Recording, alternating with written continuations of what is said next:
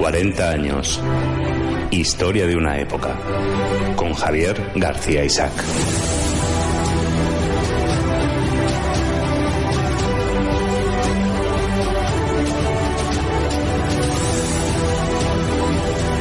Pues estamos en 40 años, historia de una época. Y hoy tratando un tema que estoy seguro que va a suscitar el interés de muchos de los que nos están escuchando. Ni más ni menos que el diario El Alcázar. Su historia, su vida, cómo nace, cuándo se cierra, cuáles son los motivos, auge y caída de un diario como fue el periódico El Alcázar. Para ello tenemos un experto periodista, un documentalista. No sé si es acertado las expresiones o los calificativos, JF de la Mata, que estoy diciendo sobre ti. Por lo menos es la que suelen usar para presentarme. Y la verdad es que en el terreno en concreto de los medios de comunicación es algo que me ha apasionado siempre.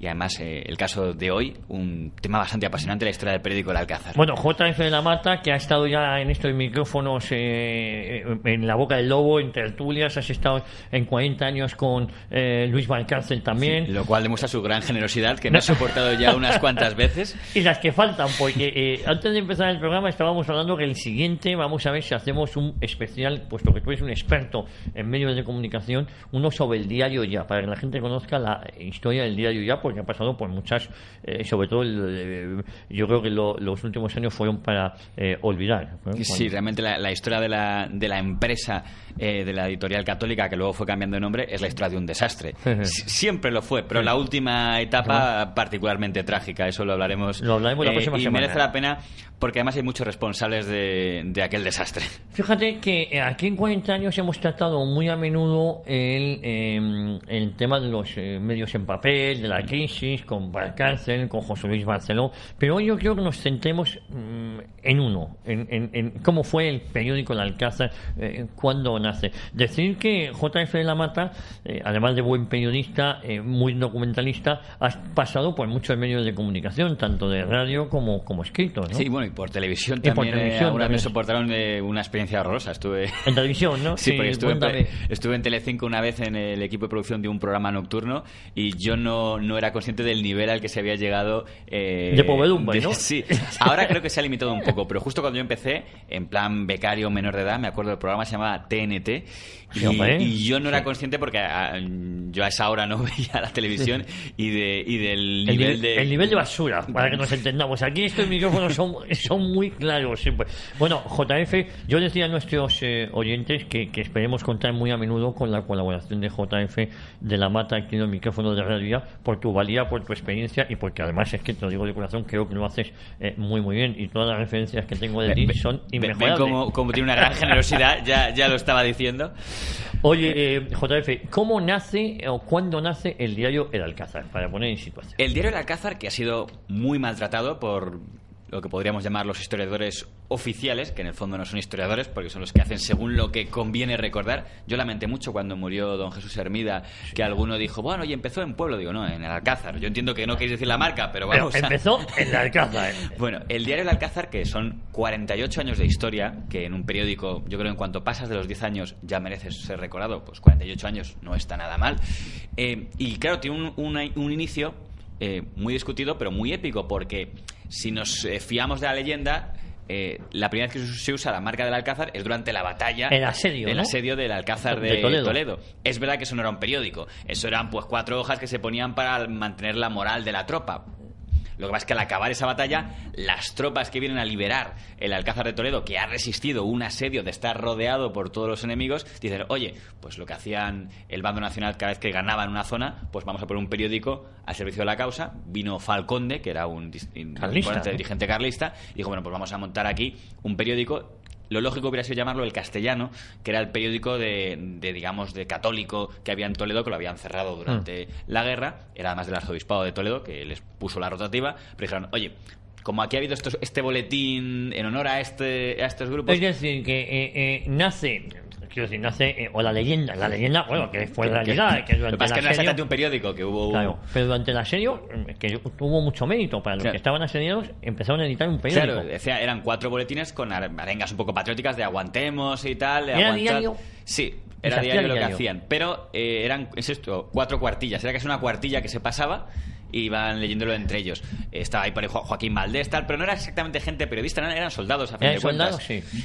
Y claro, lo que en el fondo se crea en el año 39 es ya un periódico más normal, pero no es exactamente lo que, aunque lo quieran decir, fundado en 1936 durante el asedio, que es lo que decía La Macheta, en el fondo el verdadero periódico empieza en el 39 y empieza en Toledo, no es un periódico nacional. Lo que pasa es que luego cometen el acierto o el error, este es el primer punto que se puede discutir, de trasladarlo a Madrid. Es decir, que está editándose durante todo el asedio, deja de editarse en septiembre del 36, si no me equivoco. Claro, y ella pasa a ser un periódico de la zona de Toledo, que es una zona nacional. Pero ya en el 36 o no, o en el 39. En el fondo 37 ya empieza a editarse un periódico desde la rotativa del castellano, y lo que pasa en el 39 es que ya empieza a editarse en Madrid. En Madrid. Que es la parte... Es decir, empieza a editarse en Toledo, primero en el Alcázar, como un boletín. Luego ya como un periódico de Toledo, regional para la gente toledana que es ya una zona nacional. Y ya en el 39 dan el salto a ser un periódico de ámbito nacional. De ámbito nacional. Que es un poco la locura. Sí. Porque tiene la ventaja de hacer un periódico en Madrid de que influyes en el gobierno, eso sigue pasando a día de hoy. En el fondo, en España no hay prensa de Madrid, no hay prensa regional. A la gente de Madrid no le importa nada lo que inaugure el alcalde o el consejero, nada. Quiere el que está en Madrid quiere un periódico nacional. Pero eso también hace que tengas más enemigos. O sea, el editor que se mete en Madrid sabe que ahí la batalla es a cuchillo. E incluso en tiempos como eran los del régimen, había batalla de competencia brutal. El Alcázar además no tiene una gran empresa detrás. Claro, o sea, ¿quién está detrás de este Alcázar que primero editan en Madrid, en Toledo y luego se traslada a Madrid? El gran problema que va a arrastrar durante toda su historia el Alcázar, toda su historia, es que siempre va a haber un pleito por la propiedad hasta básicamente los años 70 que se cierra esa cuestión, pero desde el principio lo va a haber. ¿Por qué? Tenemos por un lado a los que lo habían fundado, que dicen los 4 soldados que dicen, oye, nosotros fundamos la cuartilla. Tenemos al grupo del Falconde, los carlistas, que dicen, oye, nosotros somos los que a partir de la rotativa del castellano hemos creado un periódico. El general Moscardo, que es el que lidera, también dice, oye, no, me corresponde a mí. Y van a los tribunales. Con lo cual, en su inicio ya van a los tribunales. Ya hay pleitos judiciales que no se informa de ellos en la prensa, pero ya está habiendo una batalla por quién se lo va a quedar. Inicialmente, Serrano Suñer, ya sabe que en el régimen el ordenamiento de los periódicos dependía del Ministerio de Información. De Gobernación, ¿no? Luego la última etapa menos, pero la primera etapa de una manera clara. Y Serrano Suñer lo que hace es dice, bueno, mientras esto se aclara, de momento los requetés. Y entonces es un periódico más o menos carlista. Y ponen de director a una de las figuras del carlismo más importante, que es Jesús Evaristo Casariego, que es, digamos, el primer director relevante. En el fondo ha habido 5 directores relevantes, que hablaremos de alguno de ellos más adelante, y es un periódico que está en ese plan, pero cuando está el pleito abierto, todavía no ha habido ningún fallo de exactamente de quién es la cabecera. En esa etapa ocurre la Segunda Guerra Mundial y un hecho que influye mucho en los medios de comunicación, que es que un gran número de periódicos básicamente se dividen entre los que están a favor del eje durante la Segunda Guerra Mundial. En España ya existía esa libertad de prensa, quiero decir. Hombre, lo que no hubo desde luego es uniformidad al 100%. ¿Por qué razón? Porque en el fondo, no me gusta a mí el término derecha o izquierda, pero a lo mejor se entiende mejor así. Pero lo que no era izquierda, efectivamente lo que es izquierda marxista no estaba en eso, no están. Pero todo lo que ahora se llamaría derecha estaba allí y eran un montón de familias. Entonces no tenía nada que ver la familia de los propagandistas católicos que tenía ya, la familia monárquica que tenía la ABC, la familia, digamos, más falangista del movimiento que tenía el Arriba o luego SP, o la familia de los carlistas que eran los que tenía el Alcázar. Es decir, la familia en Alcázar está en manos de carlistas en esta primera etapa y se posicionan a favor del eje o en contra. A favor del eje en esa etapa.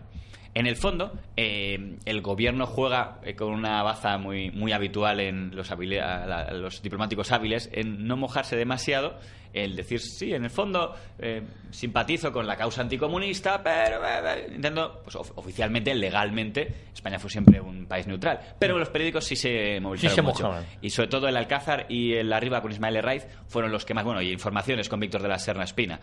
Claro, cuando se ve a partir del año 42-43 que eso no conviene demasiado, pues digamos que se hace un poco de la primera limpia entre directores de periódico. Pero fíjate, te digo una cosa, JF, esa libertad, entre comillas, de prensa que había, no existía ahora. Ahora sería imposible o impensable que una línea editorial de un medio apoyara lo políticamente incorrecto.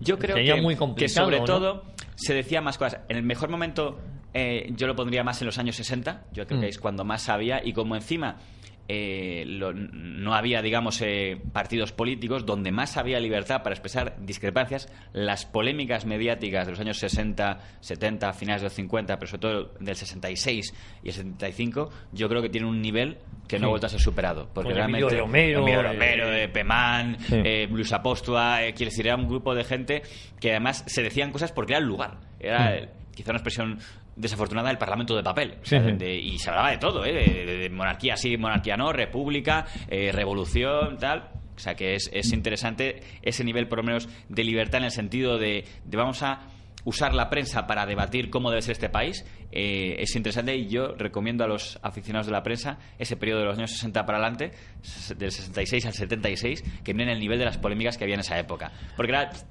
para debatir una ley, pero por ejemplo, una ley de educación, y veías de repente a Jaime Camán diciendo ¿por qué la educación debe ser así? Otro no, porque es mejor invertir en esto. Ahora yo no imagino, ¿y por qué no? Pero no sé por qué, pero no ves en una tribuna diciendo oye, la ley de presupuestos tendría que ser así, o tendría que ser mejor aquí, o habría que invertir mejor en esto. No, es más genérico lo que se hace ahora. ¿Con qué tirada?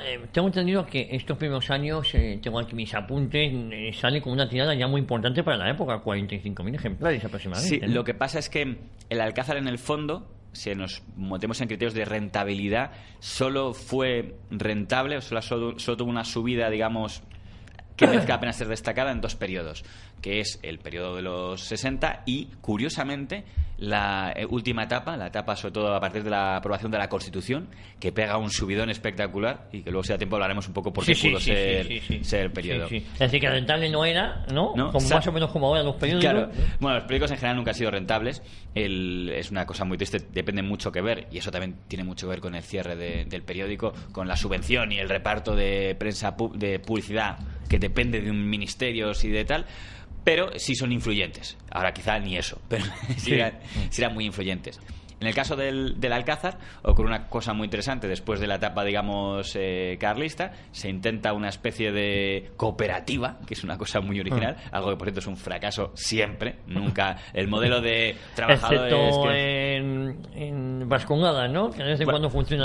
Sí, más eso es justo. Eguín funcionó un poco como una cooperativa, pero también porque metería dinero el terrorismo. O sea, quiero decir, seguramente. Pero bueno, es verdad que ahí, digamos, por lo menos durante un tiempo funcionó ese modelo. Pero en general, en periódicos, los que han presumido, me acuerdo de una etapa en el Diario Sur de Málaga, que dijeron, vamos a hacer una cooperativa, y duró creo que 2 años, y estuvieron presumiendo de, ¿veis? Un periódico para sus trabajadores. Al final se lo tuvieron que vender a Vocento, porque si no aquello cerraba. En el Alcázar ocurre una cosa rarísima. ¿Se acuerda usted del pleito que yo le mencionaba antes? La primera resolución del pleito le da la razón a la familia Moscardó, pero le dice, oye, aquí tenemos un montón de gente en paro. En la Segunda República había funcionado un periódico llamado El Siglo Futuro, que era carlista.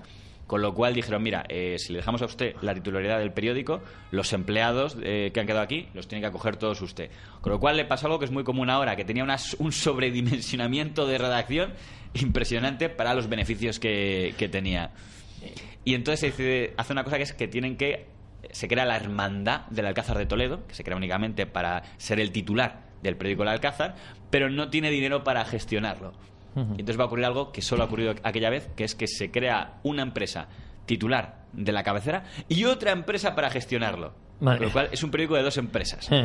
¿Y qué problema hay? Vamos a los años 60, que las 2 empresas tienen ideologías diferentes.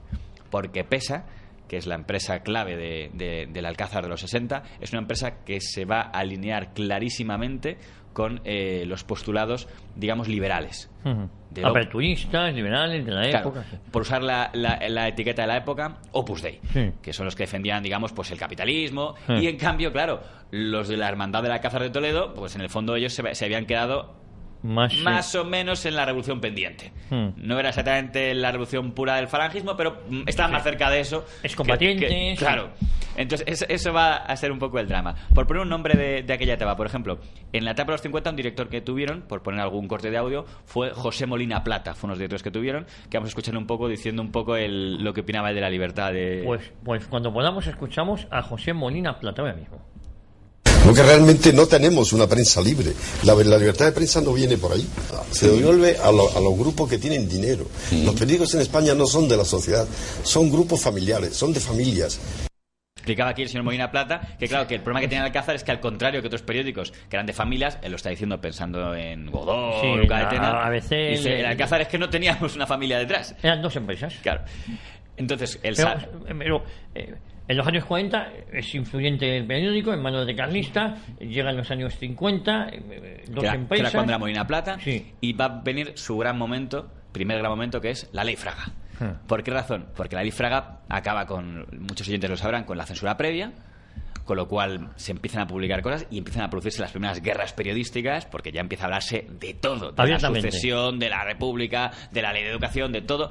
Y el Alcázar, curiosamente, que es algo que a lo mejor la gente no sabe, pone de director a un periodista a quien he tenido la suerte de conocer, muy liberal, muy del Opus Dei, José Luis Cebrián Bonet, y ese es, digamos, el que pega el primer gran salto del periódico y lo convierte en un periódico, entre comillas, de oposición, que es una cosa interesante. O sea, para que lo entendamos, la oposición no quiere decir que dimita al general Franco, porque todas las familias de la derecha, aunque luego algunas quisieran disimularlo, todas apoyaron. Pero sí todo lo demás. Sí, no me gusta cómo se está haciendo sí puedo criticar ministros, sí puedo criticar las leyes fundamentales del movimiento, sí puedo criticar el modelo de... Así, Franco era indiscutible, pero sus políticas eran discutibles. Claro, que eso era lo que se jugaba. Eso, evidentemente, claro, también había periódicos que salían a favor. Ahora bien, si hubiera que un falangista me diría, ¿cómo que un periódico de oposición? ¿Acaso no había ministros del Opus Dei? Con lo cual, es verdad, era de oposición a los ministros falangistas o franquistas, pero los del Opus eran sus aliados. Después del lío en los años del 45, donde sufre una primera quiebra, por decirlo de alguna manera, que es... aquello de la cooperativa, tal, que no funcionó... Llegamos a los 50 con PESA y ya a los 60, que es cuando pega el primer salto. Y pega ya el primer pelotazo, en términos coloquiales, gracias a la Ley Fraga, que se quita la censura previa, con lo cual... Entonces, Cebrián Bonet se da cuenta, Cebrián Bonet, que es de PESA, y dice, voy a conseguir el nicho de la oposición. De la oposición al falangismo, franquismo, quitando a los ministros del Opus, que son mis amigos, a los demás vamos a hacer esa oposición. Y vamos a pedir abiertamente el modelo que él tenía y que en el fondo mantuvo toda su vida, que era el modelo monarquía parlamentaria, anglosajón, tal... y empezar a hacer editoriales a favor de eso. No es el único. En aquel momento se crea una especie de triunvirato de 3 periódicos que defienden eso. El Diario Madrid, del que podemos hablar otro día, y de la gran mentira que se ha contado con respecto al fin de ese periódico, pero bueno, que es el más bestia, porque además el Diario Madrid hace campaña contra Juan Carlos de Borbón, porque ellos están con el padre. El Alcázar no llega tanto, aunque estábamos... Así que en esa línea, en esta época, el Alcázar estaba en una línea monárquica. Claro. En el fondo no lo decían tan claramente como el Madrid, pero estaba en una línea a favor más de Don Juan que de Don Juan Carlos, por tanto en contra de la sucesión que quería Franco, porque ellos estaban con el padre, que es una figura... Y había miembros del Opus Dei también. Y había miembros del Opus Dei. José Luis Cebrián Bonet, el director, era del Opus Dei. Y él, claro, él siempre ha recordado un poco con rabia que se recuerde más el Alcázar último, el de los excombatientes, que el Alcázar, digamos, de PESA, que era el suyo, y que era esto, en una entrevista que le hice me decía esto al respecto. José Luis Cebrián Bonet, que fue director de Alcázar del 63 hasta el 68 aproximadamente. 68. ¿Y qué voy a hacer yo? ¿Qué voy a hacer yo? ¿Llorar? Pues si no tiene explicación no vamos a decir que hubo otro Alcázar que quiso ser democrático y lo tumbó Fraga. Bueno, será Cebrián Bonet hablando un poco cuando yo le pregunté... ¿Tú entrevistaste a señor Cebrián Bonet? Sí. La verdad es que yo a la mayoría de exdirectores vivos he tenido la suerte de poder entrevistarles en algún momento, por lo menos de ámbito nacional y también de Cataluña bastantes. Era una figura interesante. Hay que decir que el fin del Alcázar de Pesa fue un poco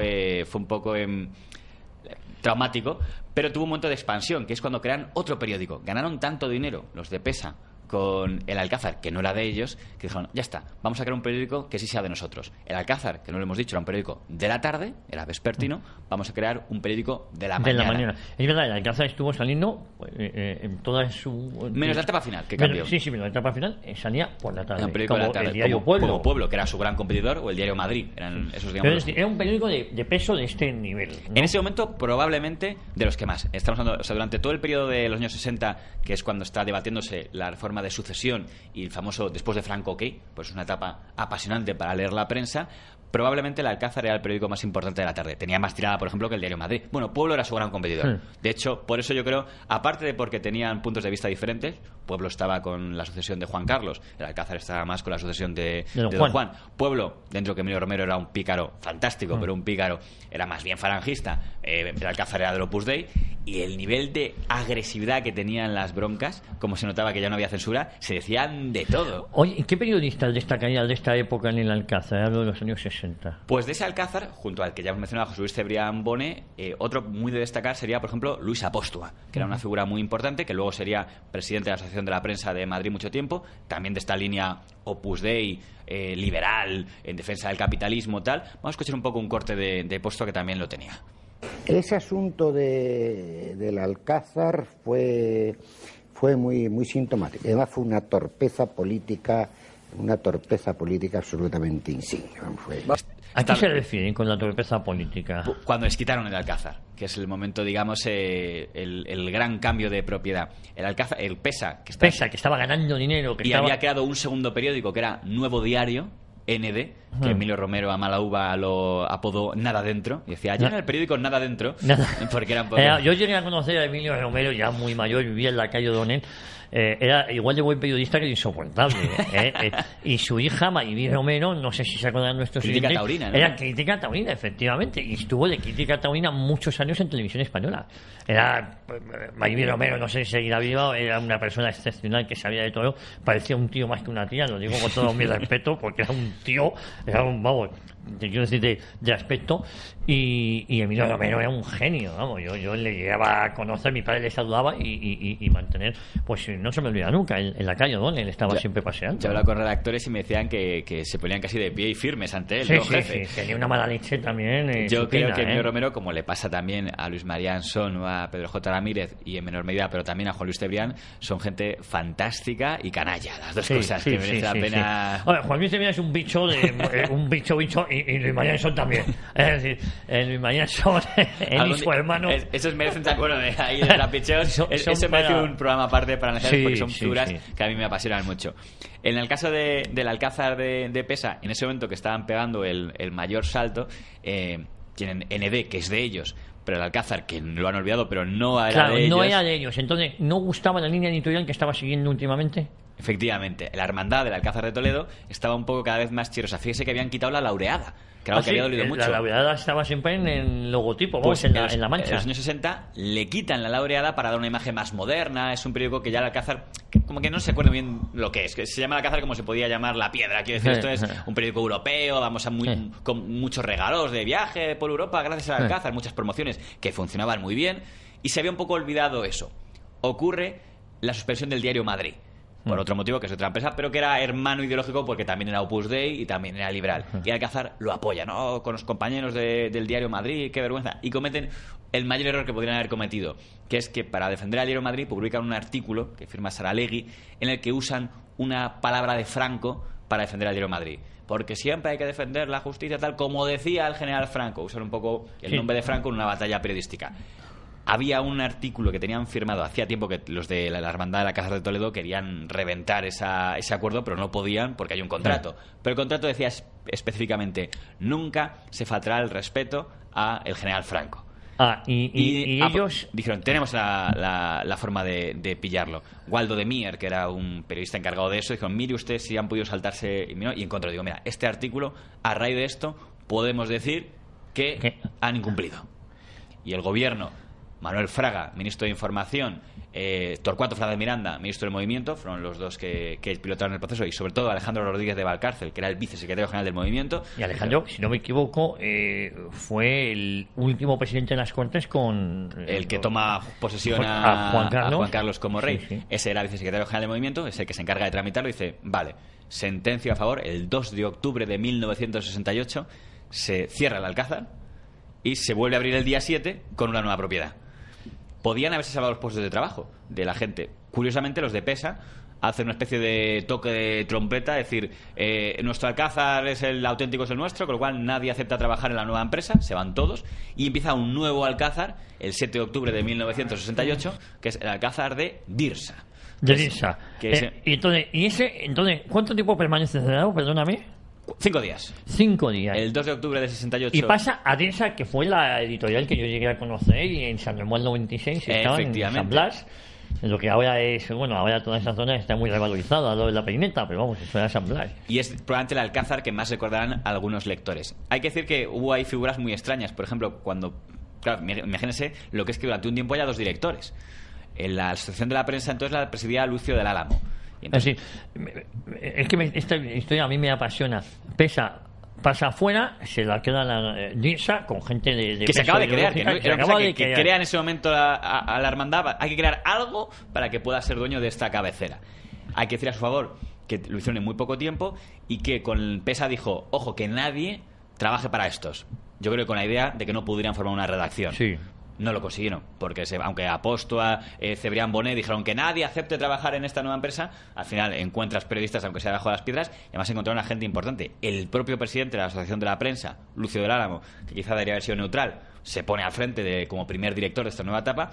Llaman a Antonio Gibello, que estaba en el Arriba. Antonio Gibello, que sigue vivo. Sigue vivo. Yo estuve con él hace un par de años. Yo también le he podido entrevistar. Sí. Y él estaba, creo que en ese momento en Chile o en Argentina, y llama a Jaime Calmán y le dice, oye, vente para el Alcázar, que vienes como subdirector. Y entra como subdirector. En la práctica, como director, porque Lucio del Álamo estaba ya otra cosa. Es decir, Jaime Calmani llegó a ser en la práctica director del diario del Alcázar. Bueno, era secretario de la Asociación de la Prensa, sí. Entonces un poco como el que pilotó aquello, y fue Gibello el que realmente toma el control allí, en esa etapa. Y el que va a liderar el Alcázar en la penúltima etapa, la que es, digamos, desde ese final de los años 68 hasta el año 78. Pero luego volvería Gibello o estaba... Pues luego vino Antonio Izquierdo, si no me equivoco. Vamos a escuchar un corte de Gibello, que él era muy crítico con la transición.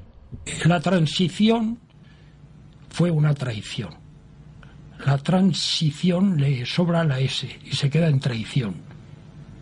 Y fue una traición. Fue una traición del señor presidente Suárez. Bueno. Antonio es una bellísima persona, tenemos cierta amistad, y la última vez que estuve con él me estaba confundiendo, yo creo que hace un par de años, en el homenaje que se hizo en el 50 aniversario de la fundación de Fuerza Nueva. Estaba en primera línea, nos fundimos en un fraternal abrazo. Y yo tuve mucho contacto con él en un momento dado. Pues Antonio Gibello... Porque sería muy joven en esta época. Claro, lo curioso de Antonio Gibello es que por eso él está muy dolido, y yo creo que está siempre muy dolido con la figura del Duque de Suárez, porque cuando llega a la presidencia el Duque de Suárez, se acordará que la mayoría de periódicos es muy crítico. Sí. Pues uno que viene del movimiento, el famoso qué inmenso error del País de Cierva, o el error Suárez de Cuadernos para el Diálogo, ¿no? Todos. Y justo uno de los que le apoya es Alcázar. Y dice que no, un hombre joven puede ser la decepción que pudo tener Gibello. Se arrepintió toda su vida de aquellos artículos que hizo para defenderle a Suárez, porque claro, no era lo que él pensaba que iba a hacer, con lo cual eso...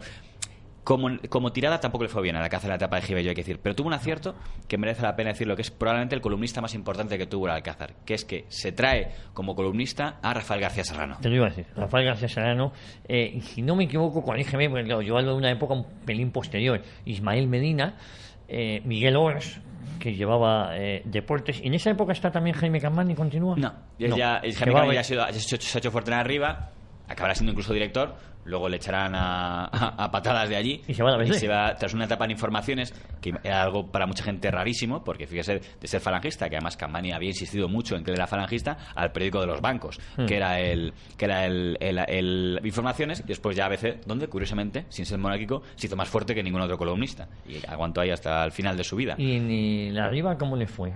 En Arriba le fue mal. O sea, le fue bien en el sentido que como columnista fue el más importante. Sí. En esa etapa de los 60 finales y principios de los 70, hasta el año 71, era el más importante. Firmaba con una pajarita, y la pajarita de Campani era equiparable al gallito de Emilio Romero. Sí, eran los dos dibujitos que todo el mundo quería escuchar. Y fíjate cómo sería, perdón, que se me cuela el ustedeo, que él ya nunca más volvía a poner la pajarita. O sea, ya en ABC nunca, como decir, una parte de mí, mi yo auténtico... ya se acaba aquí. Oye, Rafael García Serrano le da un impulso también. Es el columnista más importante, hasta el punto de que en encuestas que hacían, la mitad de los lectores del Alcázar era para leer la columna de Rafael García Serrano. Vamos a escuchar un corte de él. Represento el punto de vista de los exvencedores, para que quede el testimonio de alguien que trate de demostrar que no fuimos tan malos. Que no fuimos tan malos, decía él cuando me preguntaban, pero ¿por qué sigue defendiendo el franquismo? Decía él. Rafael García Serrano es una figura estupenda en el sentido de que él, que en el franquismo fue sancionado, porque claro, estaba fuera de lo políticamente correcto, porque él en un momento determinado, pues cuando el régimen de Franco entiende que tiene que ser un paso más liberal y más una monarquía parlamentaria, pues García Serrano dice, oye, pues yo no estoy de acuerdo, digo, pues ningún problema, despedido. Y le echan del diario Arriba. Pero, a pesar de eso, que podía haberle pasado como Dionisio Ridruejo, que le echan y le pegan el rebote, y acaba casi de rojo. Sí, ¿no? Él acaba diciendo, me equivoqué de bando. Sí. Pues Rafael García Serrano, él pierde en su momento todo el dinero público que podía haber ganado en arriba si hubiera sido pues como Pedro Rodríguez tal o Onega, pues gente que se mantuvo, él lo pierde todo, pero sigue siendo leal a aquella causa que vio de niño y que él sigue creyendo en ella. Has nombrado una persona que también en el periodismo para mí representa toda la atención, que es Fernando Onega, ¿eh? Bueno, Onega, en mi opinión, representa el periodismo lo que Adolfo Suárez en la política. Sí, es un pues poco... lo que yo decía, entonces... Yo no me atrevo a ser tan incontundente, llegó a ser director de Arriba también. Editorialista, no llegó a director, pero sí editorialista, y una figura muy importante, y claro, pues la gente que le había visto para Zona Alto, pues decía, ay, este luego... Pero bueno, consiguió más o menos, ha evitado algo que es muy meritorio en política y en medios, que casi es lo mismo, que es meterse en grandes peleas personales. Ha habido muy pocos cuerpo a cuerpo de Onega con otros periodistas, que es algo muy sorprendente. No, Onega vive de sus cartas estas que escribe de vez en cuando, sienta cátedra, absolutamente contradictorio con lo que él pensaba en los años 60, pero bueno. A mí lo que me sorprende se ha moldado muy... ha sido una persona muy bizcochable con los tiempos. A mí sí, ¿no? Es eso, es un superviviente impresionante. A mí me sorprende ver a su hija haciendo términos muy duros ahora en un programa de televisión que hace en Mediaset diciendo, no, porque los franquistas son todos unos tal y que vergüenza y tal. Empezando por tu padre. Y voy a decir eso, si quieres hablamos del editorialista de Arriba y del péndulo justificando las sentencias de muerte. Pero bueno. Sí. El último, el Alcázar que hubo y el que fue un éxito curiosísimo. Es decir, hemos hablado ya hasta el 68. El 68 es un éxito en Manos López, del 68 al 78 cae bastante, aunque intelectualmente hablando también que era de mucho peso, ¿no? Hay que decir que, porque vamos a negarlo, los bancos también tuvieron algo que ver. El Banco Popular, que fue un apoyo López, fundamental, ¿no? O sea, el Banco Popular, hay que decir que ya no existe, fue un banco que se metió a saco en los medios de comunicación, no se entiende ni Pesa ni el diario Madrid. Pesa, recordemos que era el Alcázar y Nuevo Diario, sin el Banco Popular, que decidió apoyar por influir en medios de comunicación, por su modelo que quería en España, que era el modelo de vamos a potenciar una monarquía parlamentaria con Don Juan, no con Don Juan Carlos, y más liberal y más tal. Bueno, eso se va todo al garete, y el Banco Popular dice, oye, pues con este nuevo Alcázar yo no quiero saber nada, cierra el grifo, y eso también en la etapa de Gibello fue un gran problema que tuvo.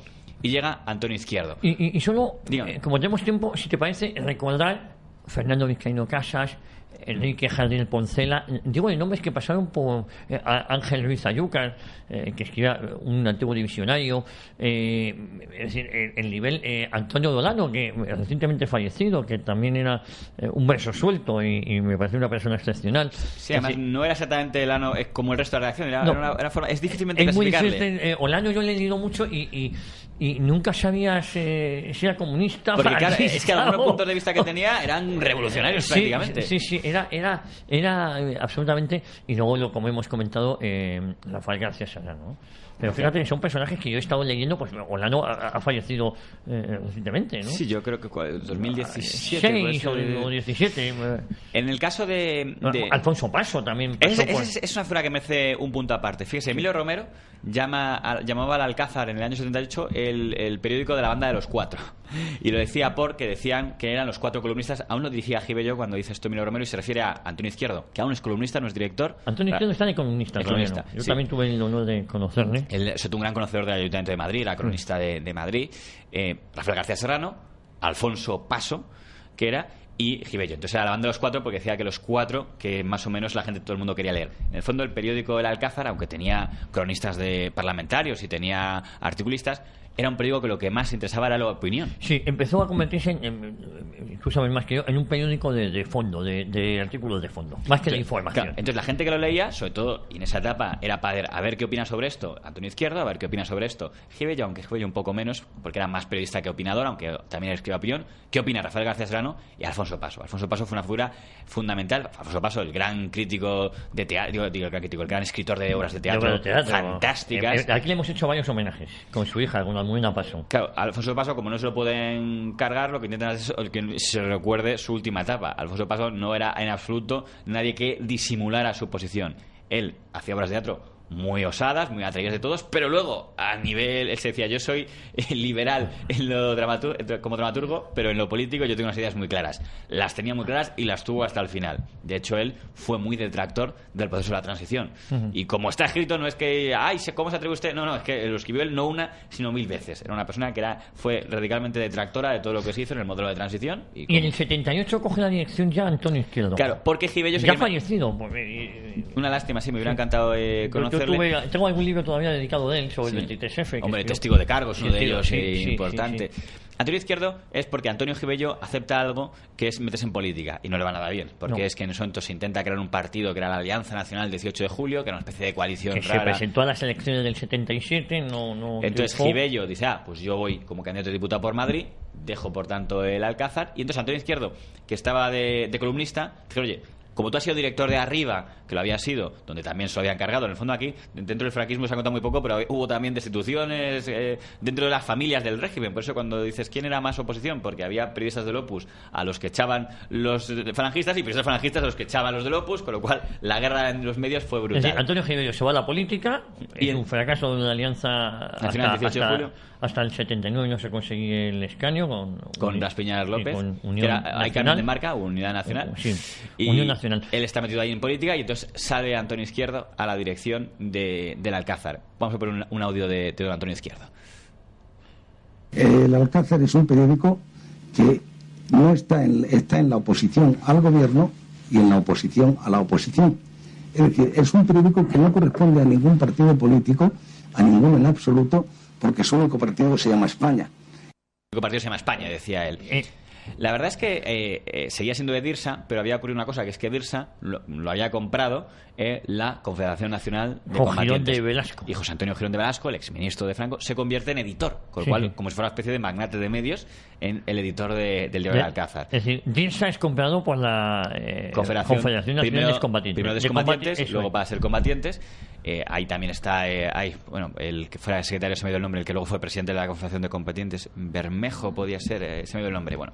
Vamos, el presidente es Girón, y es un poco el que se convierte en el editor del Alcázar. Y, curiosamente, pega un pelotazo, que es algo muy interesante, digo, de tirada. Y luego libros, porque Dirsa, yo tengo infinidad de libros de la editorial Dirsa, es decir, que también se dedica a sacar Bueno, hay que libros. decir que nadie, ni siquiera los enemigos del Alcázar, niegan que escribían muy bien. Sobre todo, evidentemente, Rafael García Serrano, Paso, el mismo Izquierdo. O sea, nadie ha dicho que eran analfabetos. Ahora, cuando ves algún boletín que dice, o alguna web que con buena intención dice, queremos ser como el Alcázar, y ves artículos muy fogosos, y dices, bueno, fogosidad está bien, pero reconoced que a nivel literario es que, claro, Listón lo dejando de manera que no es solo la fogosidad, es que la forma de decirlo... Era muy buenos periodistas. El rompeolas de todas las Españas se queda sin olas que romper, cosas así. Era una forma de escribir que yo creo que es muy difícil, y quizá ahora el lector ya no lo aceptaría, porque también tiene que ver, porque ahora ya es más el titular, más quizás si la gente cambia, a lo mejor ya no funcionaría. Funcionó muy bien, y además, curiosamente, a partir de la Constitución Española. A partir del 78 es un éxito que es muy interesante. Vamos a especular por qué podía ser. Acaba de pasar la Constitución Española, ha habido un consenso entre los grandes partidos políticos que han dicho el sí a la Constitución, y el Alcázar es, junto a otro periódico de vida corta llamado El Imparcial, el único periódico de Madrid que hace campaña a favor del no. El ABC, a pesar de que no le gusta la Constitución, dice que sí. El Ya, que no le gusta la Constitución, pero decide decir que sí, con lo cual, porque dice, no queremos quedarnos fuera, porque además se impone la consigna de el que quede fuera es un apestado. El que no entre en el consenso de la transición. Por eso digo que había menos libertad de prensa en este tiempo que lo que había habido en los años 60. Entonces uno pensaría, bueno, pues como son los apestados, caería en tirada, ¿no? Porque son unos asquerosos reaccionarios, tal. Pues curiosamente no. Y la subida del tirada, estamos hablando de que subió más de un 100% de tirada. O sea, que es que duplicó y superó lo que era el doble de lo que tenía antes de ese momento. Porque se convierte en el portavoz de los que no les gusta el proceso que está habiendo. Además, Antonio Izquierdo hace una gran apuesta por la información militar, con lo cual en los cuarteles de este general ha sido movido. Como Gutiérrez Mellado quería un poco hacer una limpia de militares, que me parece lógico para los que están a favor, pero no quería que se supiera, con lo cual Gutiérrez Mellado tenía un rebote con el Alcázar, que fue el que informó, mira, que sepan ustedes que a este general le han apartado porque se han enterado que ha dicho que él será siempre leal a Carro Blanco y ya por eso le han quitado. Ese tipo de cosas las contaba mucho el Alcázar, con lo cual al final tomó Gutiérrez Mellado la decisión que se prohibió que los cuarteles militares pudiera estar el Alcázar, porque tenía miedo de que un poco se usara para enterarse de lo que pasaba, ¿no? No tenía grandes apoyos financieros, no tenía una empresa de libros de texto o un banco detrás, y por eso es sorprendente esa subida de tirada de esa etapa de Antonio Izquierdo, ¿no? Y a partir de ahí empieza, se podría decir, una persecución, no sé si es la palabra. Efectivamente. Fíjate, tenemos una ventaja. Hay algunas frases que pueden ser subjetivas, ¿no? Es decir, yo opino tal, y podemos incluso opinar el motivo. Pero el caso de Alcázar es que hay una sentencia judicial, que será lo último de lo que hablemos, que acredita que hubo una persecución o por lo menos una discriminación publicitaria. Este éxito en ventas, ¿hasta qué época llega? Hasta el 82, más o menos, hasta Felipe González. Ya en el 81 es cuando se decreta si esto es objetivo, en mi opinión mía, se decreta que hay que destruir el Alcázar y se va a hacer todo lo posible para jorobarle y ponerle todas las zancadillas que pueda. Pero es verdad que ni 82 ni 83, y yo creo que también tuvo mucho que ver una figura en eso que se llama, y es en el terreno correcto, hay dos formas de combatir un periódico: el terreno sucio, que es lo hubo contra el Alcázar, pero el terreno legal, que justo que se usó Luis María Ansón con el ABC, que es el que le quita lectores, y por eso ya empieza a haber una bajada de tirada. Pero antes de entrar en la parte, digamos, de la lucha justa, que es la que tuvo Ansón, vamos a hablar un poco de la lucha injusta que hubo. ¿Qué es lo que se hizo el gobierno Suárez en la última etapa, y sobre todo el gobierno Calvo Sotelo? Vamos a impedir que tenga cualquier tipo de financiación. Iberia, por ejemplo, Renfe, vamos a anular todas las suscripciones porque que tenía. Estaban suscritos a... Lo estaban todos los periódicos. Entonces, en todo organismo público que no haya el Alcázar. Con lo cual, eso, para un periódico que no tenía una empresa detrás, era muy doloroso. Decir, oye, pero es que no llegaron ahí. Si me creo el testimonio de Antonio Gibello, que le entrevisté sobre este tema, él me contó que hasta había anunciantes que, como eran constructoras o inmobiliarias, o yo que sé, como puede ser Camsa o tal, que decían, oye, si ponéis mucha publicidad al Alcázar, a lo mejor obra no pública lleváis la obra va a ser un poquito menos. Eso es lo que me aseguraba Gibello, que le habían pasado, que le he dicho, oye, ¿por qué ya no me pones publicidad? No, porque no quiero tener problemas con el gobierno. Me lo creo, me lo creo, porque eso lo estamos viendo en otro orden de cosas, ¿no? Hay una entrevista de Aguirre Gonzalo, que era presidente del Banco Banesto del año 81, poco después del 23F, en la que él presume de que dice, a pesar de que me han pedido que retire la publicidad del Alcázar, yo lo siento, no discrimino a ningún periódico, con lo cual demuestra que alguien se lo estaba pidiendo, no dice quién, pero ya tenemos a alguien importante que reconocía en una entrevista publicada que le estaban pidiendo. Es decir, el director de Banesto reconocía, a pesar... Yo sigo prestando dinero a la publicidad del anuncios, y en el fondo a la gente le interesa que haya anuncios, pero claro, decir no, al Alcázar no, que el Alcázar en su momento era el cuarto diario de Madrid, solo tenía más tirada que él, El País, el ABC y este diario 16. Todos los demás estaban por debajo. Por ejemplo, él ya tenía menos y ya tenía más publicidad en aquel momento de la que recibía. Bueno, esos periódicos Pueblo, que ya era periódico que estaba muerto y tenía más publicidad que el Alcázar.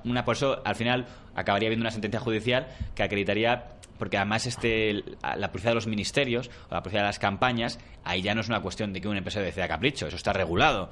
Los edictos tenían que salir todos los medios, y también se le quitan. Yo recuerdo los edictos, que era una fuente de ingreso que había muy habido importante. Páginas completas del Alcázar que eran edictos publicados. Sí. Claro, eso todo lo quitan.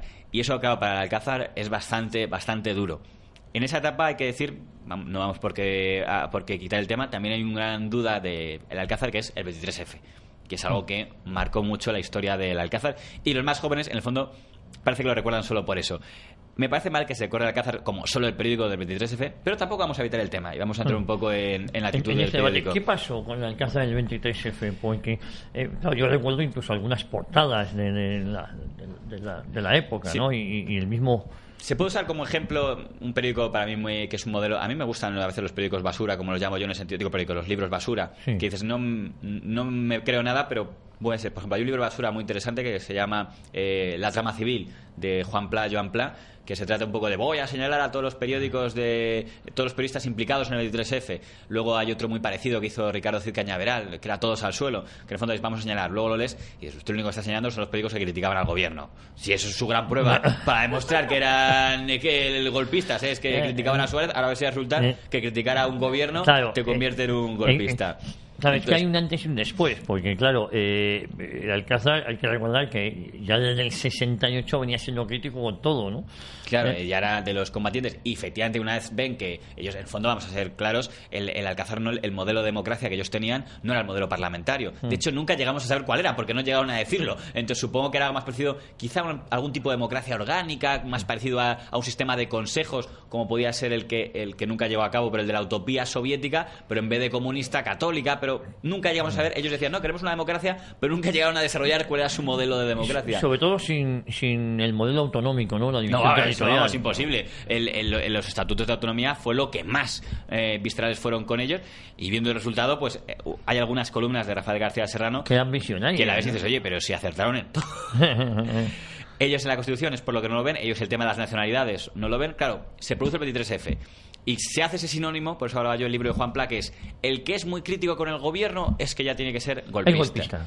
Es verdad que tampoco seamos falsos. Seguramente muchos lectores del Alcázar y muchos cronistas del Alcázar simpatizaban con el 23F. ¿Por qué? Porque lo veían como el descontento. No era un tema, que es lo que a lo mejor el joven no entiende, no estaba tan ligado con el franquismo.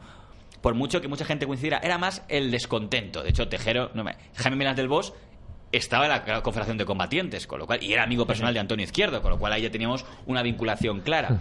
Ahora bien, esas historias de no, porque Almendros, un columnista que escribió 3 artículos en el Alcázar, Almendros era la consigna del 23F y esto ya demuestra que seguro que estaban implicados. Hombre, me falta un poco más, dame un poco más. Si tu gran argumento es que Almendros publicó un artículo poniendo a parir a la monarquía y diciendo es la hora de las instituciones, me parece un poco pobre para demostrar eso. Había otro gran columnista que era Juan Blanco. Bueno, ese era el número 2, el subdirector. Sí, ese le llegué a conocer yo, a sí, Juan Blanco. Y hizo unos artículos también tremendos, sobre todo avisando de que las falsas asonadas, ¿no? Avisaba ya, me parece que era haciendo referencia a la del 28 de octubre, que hubo otra intentona. Sí, que el Alcázar tituló un golpe de risa. Eso es. Entonces, como diciendo, esto está...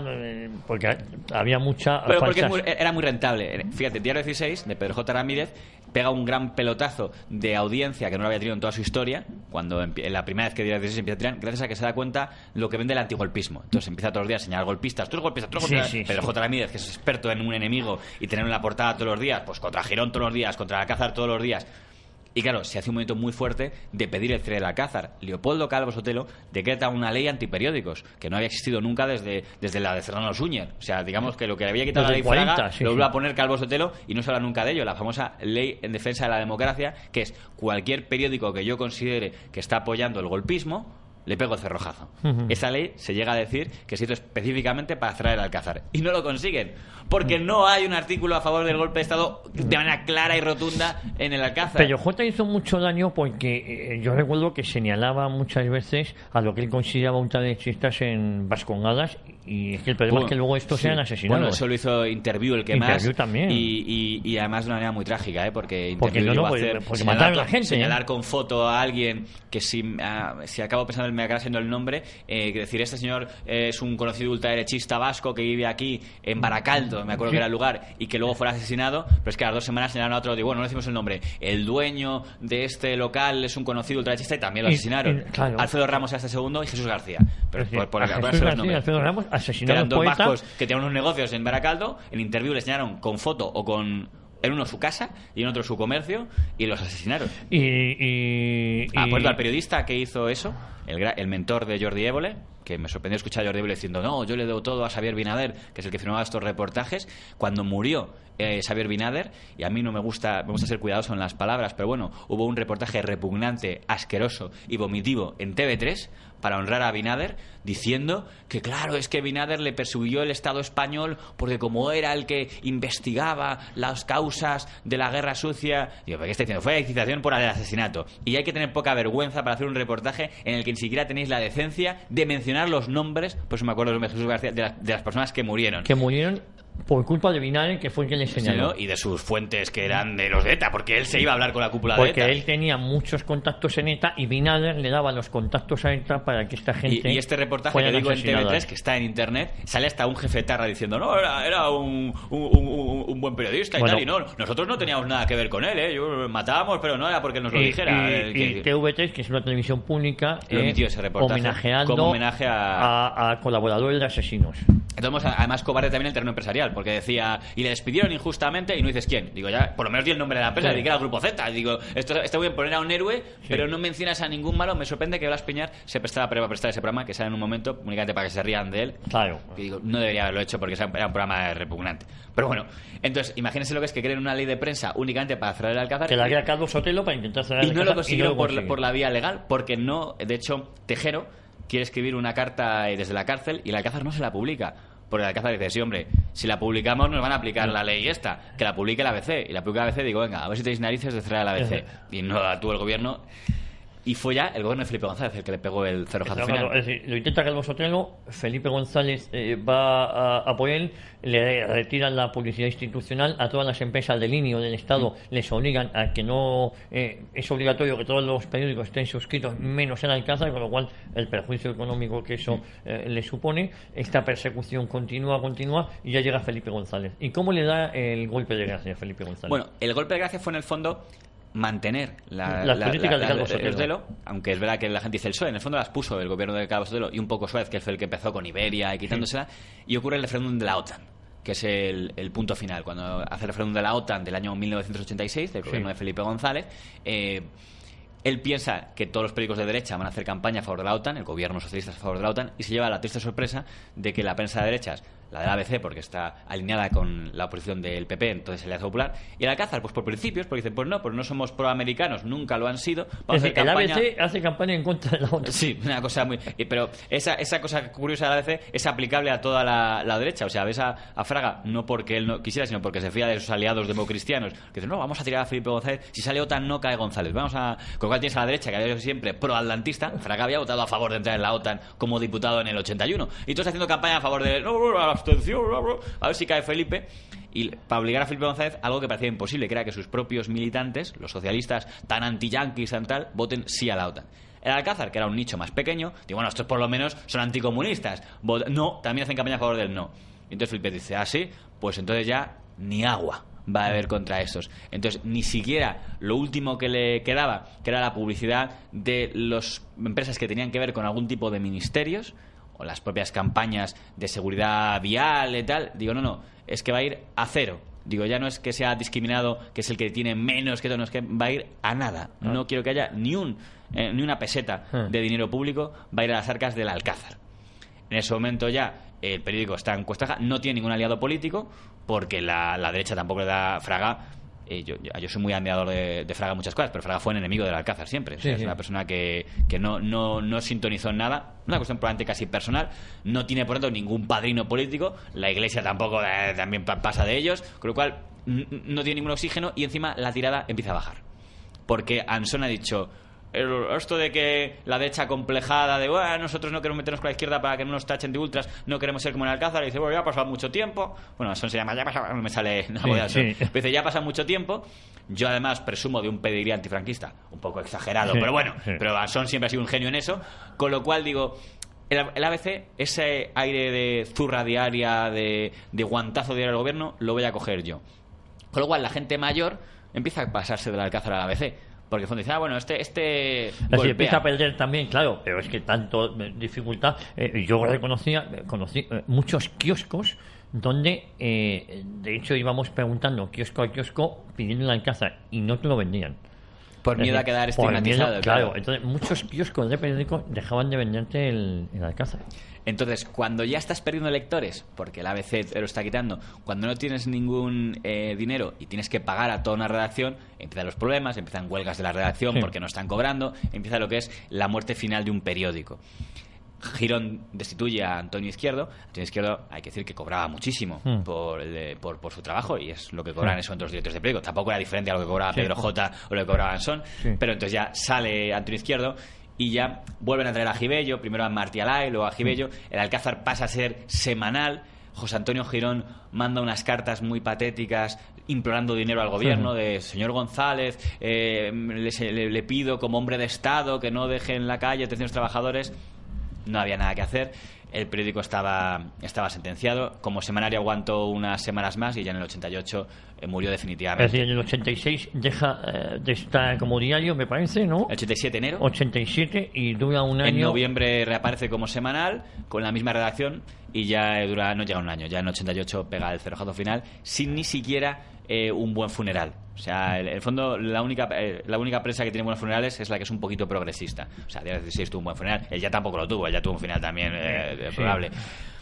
Pero tengo un consuelo, que es el único consuelo que le quedó al Alcázar que no tiene otros periódicos, que es la sentencia a la que hacía referencia. La sentencia en el año 94 del Tribunal Supremo. Una sentencia. Ya hubo una primera resolución en el propio año 89 por ahí. Que si se hubiese cumplido no se hubiese cerrado el Alcázar, se hubiese podido mantener, ¿no? Como ahí hay recurso tal, pues va alargándose y llega el Supremo en el año 94 y hace una sentencia que si se lee es muy positiva en el sentido de que estas teorías de todos los periodistas dicen persecución política, es cierto, lo dicen todos, bueno, pero en este caso tiene una ventaja a su favor, que hay una sentencia judicial que acredita diciendo aquí hubo una discriminación, que además se incumplió la ley que decía que la publicidad tiene que repartirse en función de la tirada que tuviera, con lo cual digo aquí es que usted no decide según la línea editorial si este periódico como es muy facha pues entonces le doy menos publicidad, no, un gobierno es neutral y por tanto si tenía esta tirada le correspondía a tanto, con lo cual usted ha incumplido con sus obligaciones y tiene que indemnizar a la empresa y la redacción del diario del Alcázar. Se llegó a indemnizar porque la indemnización era de casi 3.000 millones de pesetas. Era de millones de pesetas. Era, la tengo aquí, es de... 300 pues... Son 958, 395, 142 pesetas, con lo que son casi unos 3.000 millones de pesetas. Entonces, esa sentencia, curiosamente, es el gobierno de Aznar. El gobierno Felipe González se pone ahí a recurrir únicamente para retrasar, porque sabían que la tenían perdida, pero no querían el titular de el gobierno de España financia al Alcázar, que además como es una marca ya demonizada y tal, y fue Aznar el que se encuentra con la patata y dice, bueno, pues tenemos que cumplirla, es una sentencia, y en el año 96, 97 pagan la indemnización. Y ya, por supuesto, El País y otros titulares, El País es un gran periódico, pero en esa época ese tipo de Aznar financia al Alcázar y tal, y dices, bueno, que están cumpliendo una sentencia, no es porque les guste. Además, ese dinero, que la gente dijo, crearemos un nuevo Alcázar, tal, no, ese dinero es que estaban todavía en deuda con un montón de empleados que no habían, con ese dinero se esfumó en 24 horas porque tenían que pagar todo lo que no habían pagado a esos empleados que se quedaron en la calle. ¿Y a quién se le dio ese dinero? ¿A Dirsa? ¿A los que quedaban, a los herederos de Dirsa? Porque ya había fallecido... Girón había fallecido, estaba el marqués Luis Benítez de Lugo, creo que estaba de presidente el que fue presidente del Atlético de Madrid, curiosamente, el marqués de la Florida, y es el que en ese momento era presidente de los combatientes, y podía haber hecho algún chanchullo, podía haber dicho, bueno, pues como es para mí, pues voy a fundar un gran negocio tal. La gente estaba muy mayor diciendo, a ver, ¿cuánto se debe por aquí a tal? Y pues pagó lo que se dio creó de una sí. sociedad, y de lo que hay aquí, pues como es un concurso de acreedores, que es esto que hay, pues que se reparta en los trabajadores. Y Gibello Mes, según él, yo aquí me fío en el testimonio de él, dice que se repartió efectivamente en todos los trabajadores a los que se adeudaba dinero en partes iguales. Con lo cual, el único consuelo que tienen ellos es lo que digo siempre, como todo periodista dirá siempre que hay una persecución política, por cierto, no diré la mitad, diré 3 de cada 2 veces mentira, porque todo el victimismo aquí de los periodistas, pero Alcázar fue como probado... hay una sentencia judicial, digo, esto ya no es que yo opine, es que se fue probado en los tribunales que hubo una persecución desde el Estado. Tribunales, Alcázar era prácticamente en el 87, luego semanario, y 10 años después, prácticamente 10 años después, es cuando se cobra la indemnización de 3.000 millones de pesetas. Y yo creo que merece ser recordado como un periódico que, primero, los periódicos tenían unos valores, y yo creo que desde La Calle, que era comunista, o Triunfo, tal, también no merece el periódico. Él me hubiera dicho, los directores del Alcázar, que ellos no tenían ideología, que ellos solo eran España, pero si se quiere, aunque no me gusta, usemos la etiquetación, pues si quiera un periódico falangista, incluso si se quiere, y a ellos no les hubiera gustado, llamémoslo si se quiere franquista, en el sentido de que los que estaban allí mantuvieron la parte que ellos veían positiva, dentro de que seguramente ellos hubieran preferido que Franco no hubiera sido en la etapa final liberal opus, pero que también tiene que estar en la historia del periodismo, porque además cumplían con las funciones de un periódico. Y un buen periodismo, además, en esta época. Había cronistas deportivos, había críticos de cine, algún crítico de televisión muy temido, porque hacía críticas. Con lo cual, si cumplió todas las funciones del periódico, si acompañó 48 años en la historia de España, no merece, pero es una tarea perdida, quedar en el olvido. Pues JF de la Mata, ha sido un placer tenerte aquí en Radio Ya, recordando el diario El Alcázar, un diario al que yo tenía mucho cariño y al que todavía tengo algunos ejemplares en casa. Yo creo que ha sido... Y merece leer porque en algunos temas, decía usted el tema autonómico, uno le abre y dices, uff, para ser el año 78 iban muy atinados. Quiero aprovechar rápidamente a recordar a mi amigo Rafa Nieto, porque tiene una tesis precisamente sobre el diario del Alcázar muy interesante. A mí me la mandó muy interesante la tesis doctoral de Rafa Nieto sobre el diario del Alcázar. JF de la Mata, un placer, y te emplazo a que hablemos del diario Ya la próxima semana. Encantada. Volvemos nosotros a todos ustedes, muchísimas gracias. Les invito a que sigan escuchando Radio Ya y la programación, de toda la programación que tenemos para usted. Volvemos la próxima semana aquí a 40 años, historia de una época.